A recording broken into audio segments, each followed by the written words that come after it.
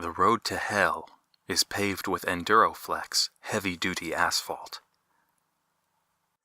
I knew something was off from the moment I got to work and saw some guy leaving my boss's office. Sometimes you just get a feeling about certain people, you know? There wasn't anything that really stood out about him. He didn't wear a black cape or hood to hide devil's horns. He didn't have soul-piercing red eyes and a sinister smirk. He didn't rub his hands maliciously while cackling as he passed me or anything like that. He was just a normal guy in a normal business suit. But when he walked by me, I got that feeling you get when you miss a step and you're about to fall on your face before you realize you're in your bed and it was just a dream. Problem was, with this guy, there wasn't that immediate relief afterwards. I was just left feeling cold at the pit of my stomach. My boss motioned for me to come in. Michael, can I have a word? I tucked my construction hat under my arm and stepped into his office. "Who the hell was that?" I asked as soon as the stranger was out of earshot. He shrugged. "A new supplier. Have a seat." I sat down. "But what's he a supplier of?" He looked at the contract on his desk and read, "EnduroFlex heavy-duty asphalt. We should be getting our first shipment sometime this week." Never heard of EnduroFlex. Neither have I. It's new and dirt cheap, so we're gonna give it a try. But that's not why I called you in here, he said. It's not? He waved a dismissive hand. No, I wanted to talk to you about your schedule. We've had a rough winter. You know the rope. The roads need fixing, and the city wants it done pronto. We're going to have to work around the clock to get this done, or risk losing the contract to the competitors. I'm gonna need you to work nights for the next month. You can't be serious, I answered. I hated working nights. I'd done my time in the first couple of years working for the company. A night here or there was fine, but for a whole month? Talk about a punch to the balls. I tried not to show my anger as I gripped my hat tighter. He continued, I need someone with experience out there. Someone who can get the job done fast. You can go home today, Michael. Get some rest. Come back tomorrow night. I'll have your assignments ready by then. You're the boss, I mumbled as I got up and left. I took the free time off and tried to adjust to my new schedule, but on such short notice, coffee was the only thing keeping me awake through the night. The first couple of shifts went by without incident. I wasn't sure when we'd start using the new asphalt, or if I'd even notice a difference when we finally did. But if what happened a few nights ago was any indication, then yes, there was a very noticeable difference. Chuck and I rolled up to our first assignment of the night, a main road going through the suburbs. The day and evening crews had already stripped the street and laid down fresh gravel. I could see a short strip of fresh, still steaming asphalt on the other side of the median. If we'd missed the evening crew, we hadn't missed them by long. Still, it was weird for them not to be here for the handoff, but it was even weirder that they'd left the paver at the site instead of bringing it back to us so we could fill it up before coming. The boss had just assumed that they were still working and had told us to take the truck and join them there. Where's the crew? Asked Chuck. They must have clocked out already, I replied. Where's our crew? He continued. I hadn't noticed the rest of my team hadn't shown up yet. Technically, we could do the work just the two of us, but it was unusual not to have a few extra pairs of hands and eyes. Don't know, I replied. Ask dispatch? He let out a groan and grabbed his phone while I exited the truck and checked the road. The gravel was nice and even, ready for asphalt to be laid over it. It wasn't going to take us very long to get the job done, I thought. Chuck popped his head out of the window. They called in sick. I raised an eyebrow. All of them? He gave me an exaggerated shrug. Yeah, all of them. I rolled my eyes and sighed loudly. All right, let's get this show on the road. The boss wants this street ready to drive on by morning. Park the truck, I'll get the paver. I was already pretty irritated by having to drive the paver all the way back to fill it up again, so when I approached and realized the evening crew had left it running, I nearly blew a gasket. Anyone could have wandered by and stolen it. Any kid could have slipped behind the wheel and gotten himself or someone else killed. And if that wasn't bad enough, they left nearly a full load of asphalt in the back. I could already picture myself wasting half the night struggling to clear it out now that it had the chance to harden. I stomped the rest of the way and climbed onto the back to get a better look inside. To my relief, the asphalt was still steaming hot and didn't appear to have set yet. I grabbed a rake and I ran it across the surface. Yep, it was still good. What a relief. I slipped behind the driver's seat, hit the gas and turned her around. We did a U-turn to the other side of the median, where I waited for Chuck. It wasn't long before I saw the reflector strips of his construction vest. I rolled down the window and motioned for him to go around back to help guide me. I could have managed without him, and him without me, but protocol was protocol. He gave me the thumbs up, and I started pouring the asphalt. The paver screamed in protest. Imagine the shriek of a cat put through an amplifier at a death metal concert.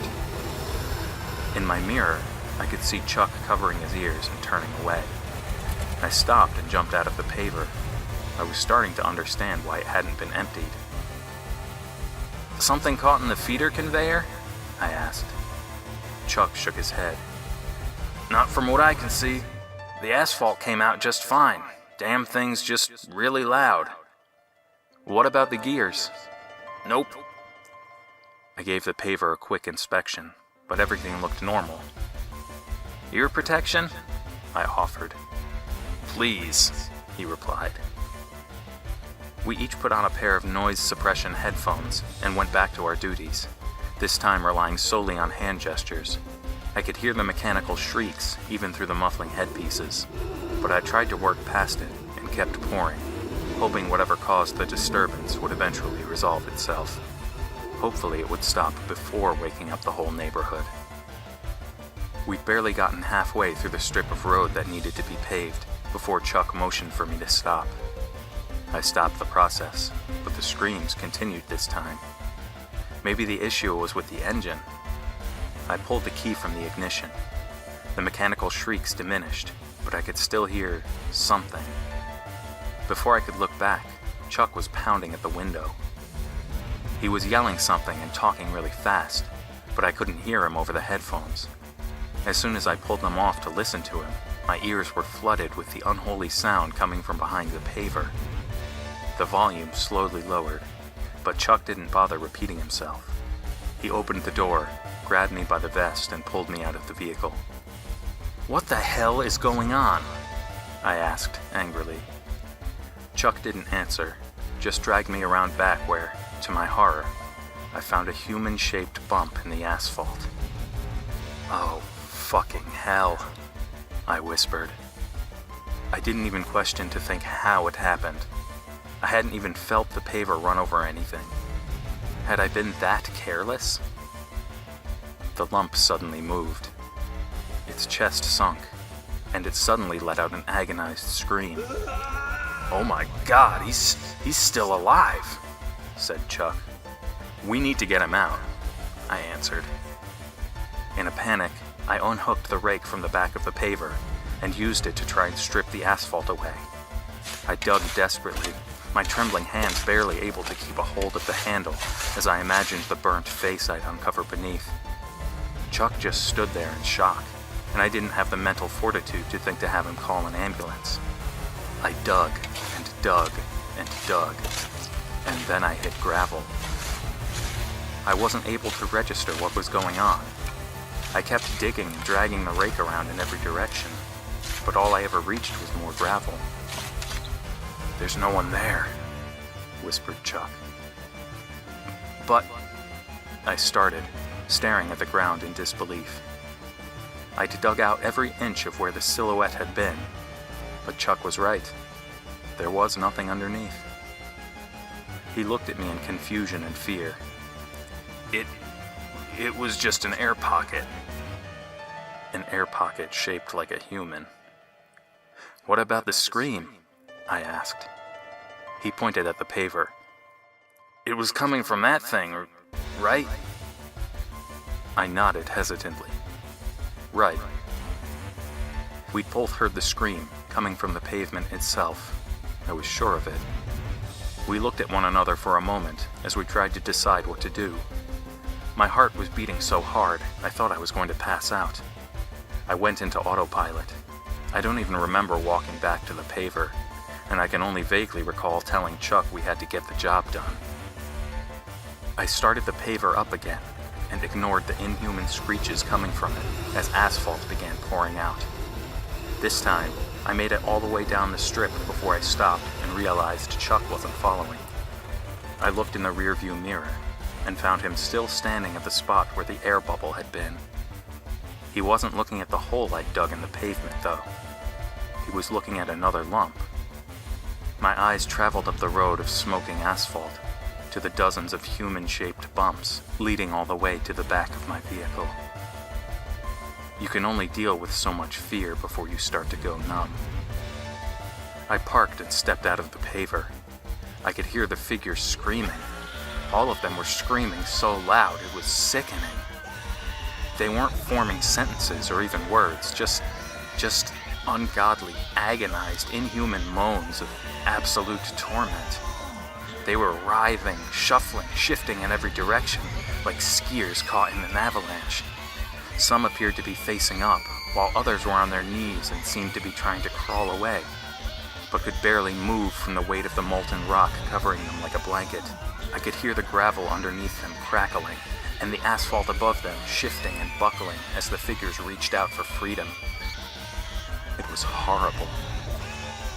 I grabbed the rake and desperately ran it over the bumps, convinced I could somehow save and unearth the figures trapped inside. But just like before, there was nothing but street underneath the asphalt. I couldn't understand what I was seeing. It was like a magic trick gone wrong. It was impossible. I thought I was losing my mind every time I turned the asphalt over. But thankfully, I wasn't the only one seeing this. Chuck could see them too.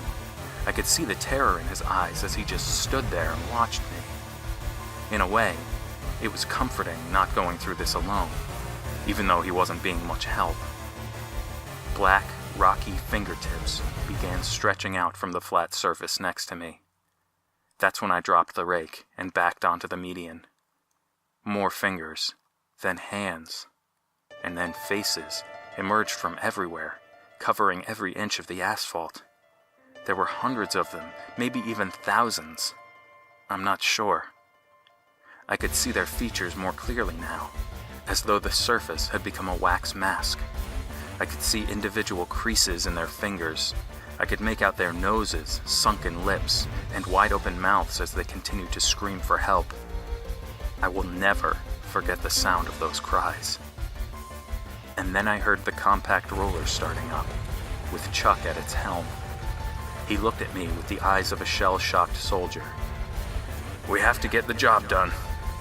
I couldn't stop him. Hell, I didn't even try. I just watched in shock as he began flattening the asphalt. I remember the crunching sound as he passed over the silhouettes trapped in the rocks. It reminded me of the sound my arm had made when I fell from a jungle gym in grade school and broken it in 3 places. "The job," he mouthed. "We have to get the job done." As he rolled over the lumpy strip, the screams became morphed in a way I couldn't properly explain to you. It was the sound equivalent of trying to drink with a broken straw. The noise was still there, but it couldn't quite make it out. Chuck ran over the pavement as many times as it took for them to become acceptably flat. I could see him repeating the same 6 words over and over to himself. The compact roller came to a stop, and he sat there with his head in his hands. I think he might have been crying. The nightmare was over. I swallowed hard as I looked at the street. I could still see the faces, now stretched out and flat as pancakes. They were still screaming, but the sound was muffled, like they were yelling into a pillow or something. I just stood there watching and listening to the chorus of pain for hours. It wasn't until the asphalt had completely dried and hardened that the screams finally stopped. Or maybe they were just too low for me to hear them anymore. I'm not sure. The pavement took 6 whole hours to dry, 6 times as long as it normally would, and I stood there for the whole time. I went home when the sun came out, still in shock from what I had seen. I called in sick from my next few shifts. Today, I drove back to that street. Maybe it was morbid curiosity, or maybe I needed closure. I don't know. Maybe I was hoping the pavement would look normal to me, and I'd just move on, you know? I should have left well enough alone. When I looked at the road, I could still just barely make out their twisted, grief-stricken faces on the porous surface. They're on that street, and they're on every other street we've paved since then.